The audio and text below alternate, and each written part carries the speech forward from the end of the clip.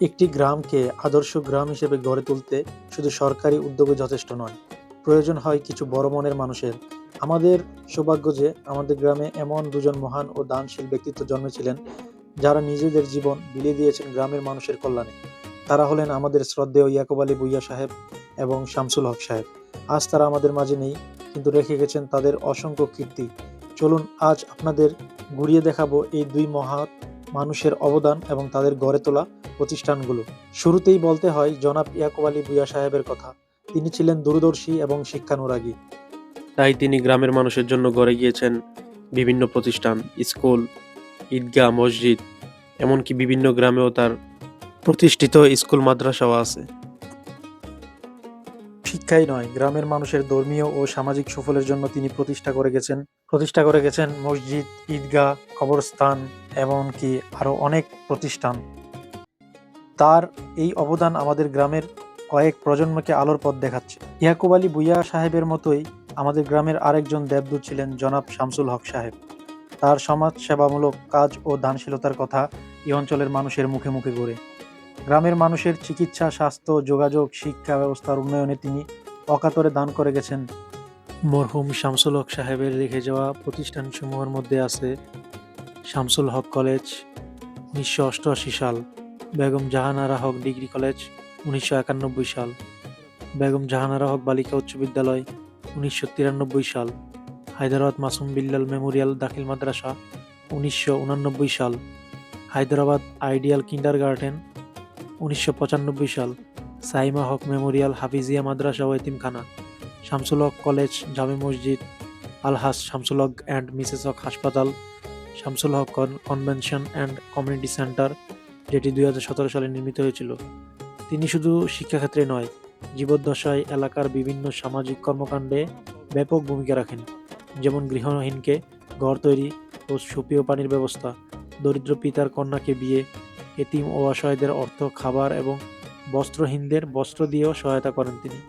তাছাড়া এলাকার গরিব, অসহায় ও মেধাবী ছাত্রছাত্রীদের নিজ প্রতিষ্ঠানে বিনা বেতনে অধ্যয়নের সুযোগও করে দেন। এখন আপনারা আমার সামনে যে জায়গাটি দেখতেছেন সেটা ওনারই তৈরি করা মসজিদ, আর এই পাশে দেখতেছেন মাসুম বিল্লাল মেমোরিয়াল।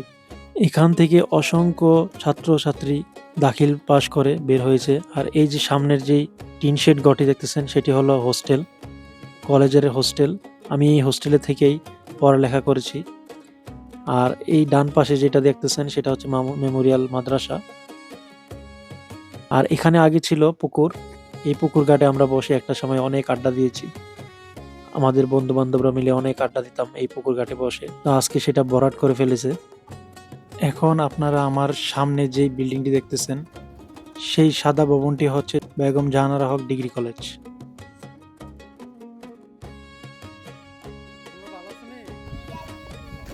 মাশাআল্লাহ, আসসালামু আলাইকুম। কি নাম তোমার? আশরাফুল ইসলাম। তোমার নাম কি? আলাদুন। মাশাআল্লাহ, তোমরা আছো সবাই ভালো? হ্যাঁ, তোমার বাড়ি কো? হায়দ্রাবাদ। হায়দ্রাবাদ এর বাড়ি কো? সব হায়দ্রাবাদ। এর বাড়ি কই? তোমার বাড়ি বলিমারি। আর হ্যাঁ, এর বাড়ি তো মান্ডুগর, এর বাড়ি তো বলি আর বাড়ি তো বাইরে। ও, তোমরা আছো সব ভালো? হ্যাঁ,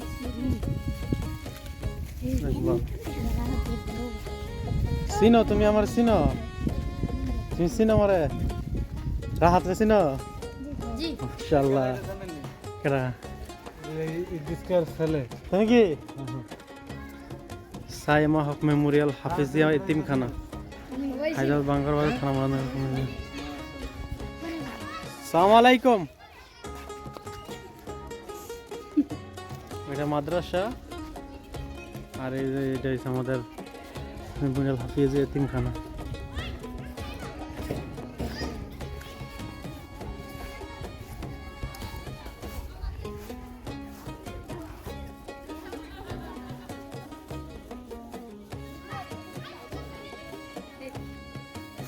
এখানে আবার ছাত্রদের জন্য বসার সুন্দর একটা ব্যবস্থা আছে। এই যে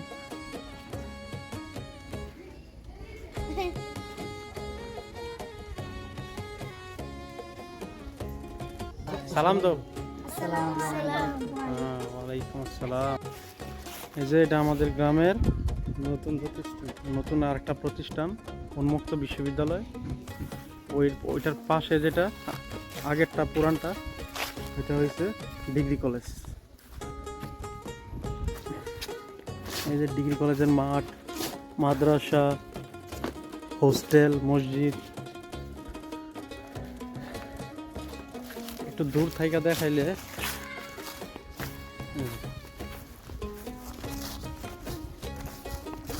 এই যে আপনাদেরকে একটু দূর থেকে দেখাই। এই যে, এটা হচ্ছে উন্মুক্ত বিশ্ববিদ্যালয়।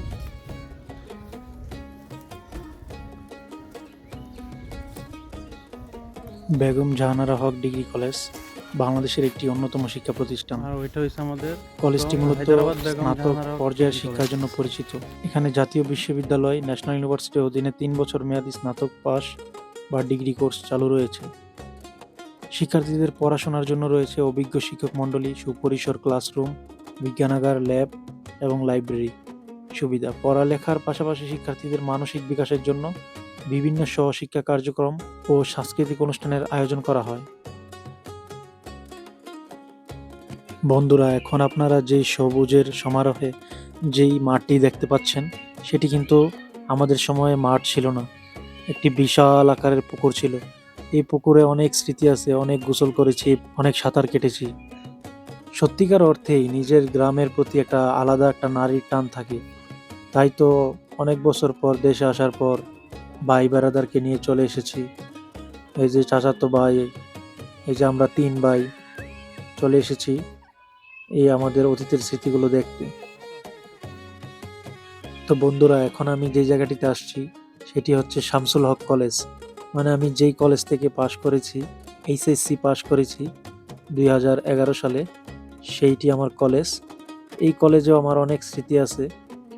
এখানে বন্ধুদের আড্ডা, খেলাধুলা, ক্রিকেট, ফুটবল, এই সিদ্ধেশ্বরী এলাকার মানুষগুলো আমার অনেক আপন হয়ে গিয়েছিল।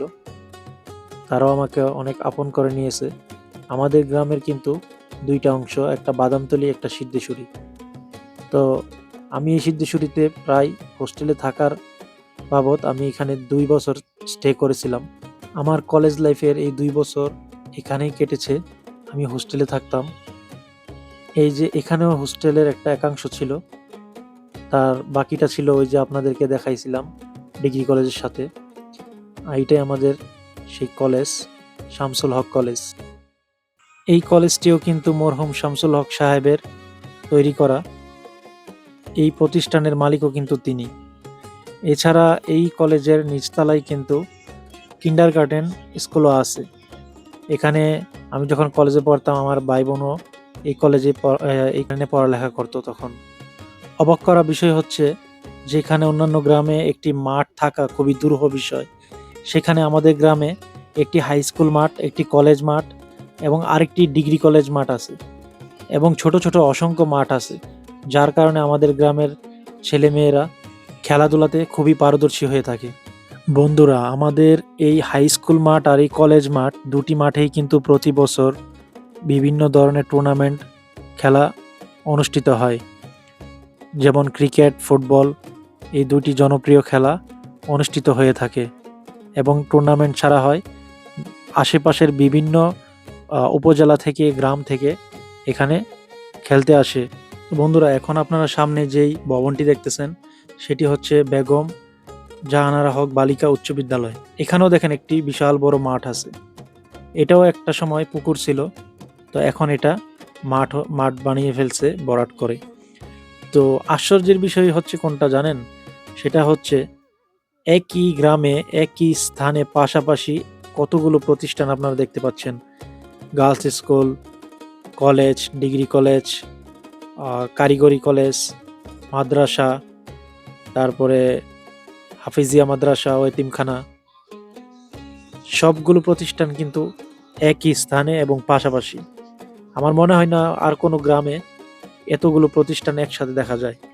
সত্যি আমরা এই গ্রামে যারা জন্মগ্রহণ করেছি, আমরা আসলেই ভাগ্যবান। এই প্রতিষ্ঠানগুলো থেকে হাজারো শিক্ষার্থীরা সুশিক্ষায় শিক্ষিত হয়ে আজকে বিভিন্ন প্রতিষ্ঠানে চাকরিরত অবস্থায় আছে। আপনারা এখন যে ভবনটি দেখতে পাচ্ছেন সেটি হচ্ছে আলহাজ শামসুল হক অ্যান্ড মিসেস হক হাসপাতাল। তো আসুন আপনাদেরকে ঘুরে ঘুরে এই হাসপাতালটি আমরা দেখাই। মিসেস হক হাসপাতাল, অত্যাধুনিক ডায়াগনস্টিক কনসালটেশন ও হাসপাতাল, হায়দ্রাবাদ, বাঙ্গারবাজার, মুরাদনগর, কুমিল্লা। তো চলো। তুমি খুললেই আছো তুমি ভাঙ্গো থাকো হ্যাঁ নিজে দেখো না দেখো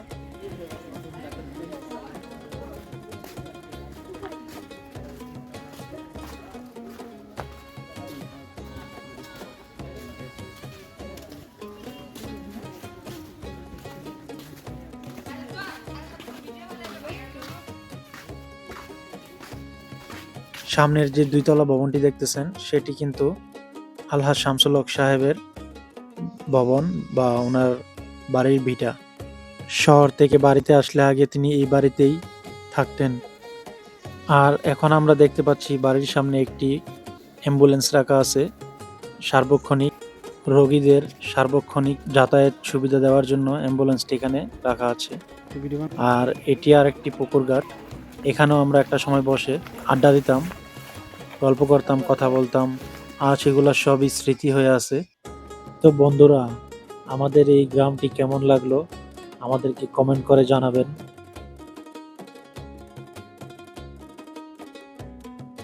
এতক্ষণ আপনাদের আমার নিজের গ্রামটি ঘুরে দেখালাম। ইটের দেয়াল আর যান্ত্রিক শহরের কোলাহল থেকে দূরে এই সবুজ মাঠ, মেঠোপথ আর শান্ত পরিবেশ সত্যি কলিজা জুড়িয়ে দেয়। যতবারই এখানে আসি শৈশবের সেই দিনগুলোর কথাই মনে পড়ে যায়। আমার গ্রামটি আপনাদের কেমন লাগছে কমেন্ট করে কিন্তু অবশ্যই জানাবেন। বিশেষ করে যারা আমার মতো প্রবাসী ভাই বোনেরা আছেন, দূর পরবাসে বসে নিজের মাটির এই রূপ দেখে আপনাদের কেমন লাগছে সেটা কমেন্ট বক্সে লিখতে ভুলবেন না।